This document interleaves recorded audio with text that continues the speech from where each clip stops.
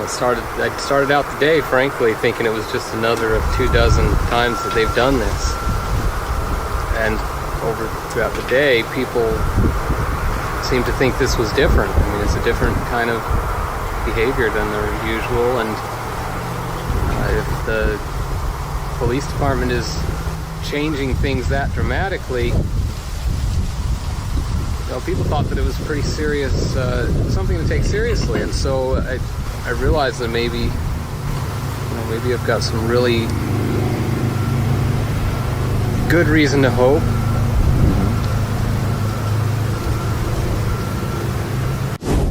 All right. I'm not good at not using foul language when talking about somebody like this, so I'm going to bow out of this one. This guy's what he did was too graphic, and so I'm not going to be able to do this with a straight head. So, Greg, you want to go first? All you need to do is watch the entire video and don't think about anything else.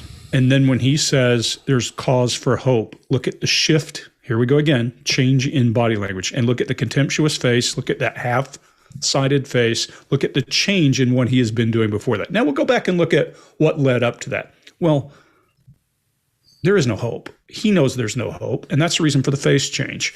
But he is the romancer. Remember I said the romancer is the person who's staring you in the eyes. They only have eyes for you because they're looking to see what you're picking up on. This is late in his case, I believe. This went on for a long time, and he was in front of the media a lot. This is, I'll forget his name now. I got to go look it up. Josh is his first name. Anyway, his wife disappeared, and then later they found her. He was a guy who went out on some camping trip, that kind of thing, and took his kids on Christmas Day. His breathing rate is up. He's doing some little rocking to release nervous energy. And then I'm just going to leave it at that and say, watch the change when they get to good reason for hope. That's enough reason for me right there to take this guy apart in an interrogation room. And I would venture to say all of us. Mark, what do you get? Yeah, so, not only because of what we do each week, but because of other work that I do, I watch a lot of videos of people talking about stuff. And, it's got to the stage where most of the time I can look at something and go, oh, yeah, I see what's going on here. Most of the time it's pretty easy. But then this video comes along and I watched it three or four times. And there's something inside me going, what on earth is going on here? Why don't I understand this? It's just a guy talking and I don't understand something here. There's something up that I don't get about this. I don't get what's going on here, which is odd for me because I should get most stuff, relatively quickly and easily. So then I kind of start digging into it and I go, okay, I can't work out the context of what's happening here and I can't work out the subject of the story because every time he starts to talk about something that might be contextual, it just stops. And every time he starts to talk about something that might be subject, it just disappears. So at the end of this, I don't really know what's being talked about until we get to this moment of hope. So it lands there on the hope. So I go, well, is it therefore the net of this really hopeful? Or is it the opposite of that? Is it, the opposite of hope? All is lost, essentially.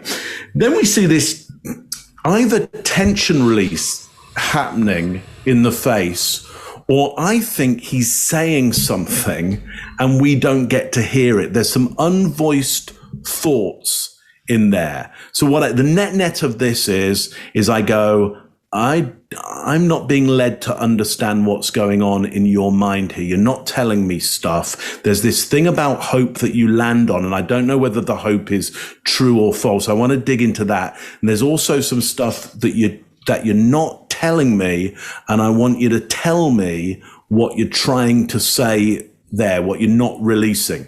I found this one very, very, very odd there. Chase, what do you got? I think we see the narrative getting set up from the very beginning. They did this several times. They probably brought whatever it is on themselves. They do this all the time. And Greg, I fully agree. There's some contempt when he says there's hope around this. And at the end, he smiles. I think that is a real smile. And that jaw moving is either unspoken language, like Mark said, or like Greg talks about regularly. We think about things and our mouths move, and Greg references his horses quite a bit.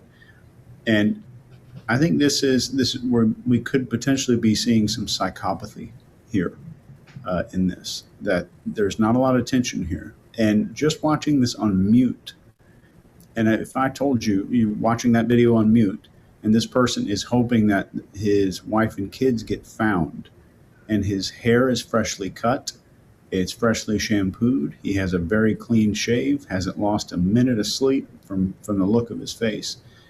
We're stacking up just the appearance versus context here. So it's starting to reveal a little bit more. And that's all I got. I started out the day, frankly, thinking it was just another of 24 times that they've done this. And throughout the day, people seem to think this was different. I mean, it's a different kind of behavior than their usual. And if the police department is changing things that dramatically, people thought that it was pretty serious, something to take seriously. And so I realized that maybe I've got some really good reason to hope.